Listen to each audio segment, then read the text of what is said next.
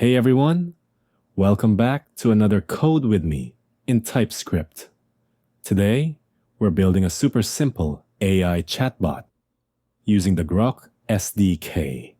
This chatbot runs in a terminal and keeps track of the conversation, so it remembers what you said earlier.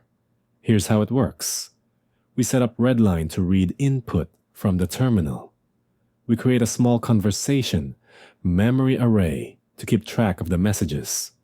Every time the user types something, we send it to Groq AI and get a reply. The chatbot prints the AI response in the terminal. It keeps looping until the user types exit. And that's it.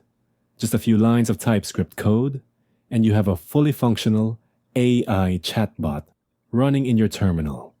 Try it out, experiment with it, and watch the AI remember the conversation.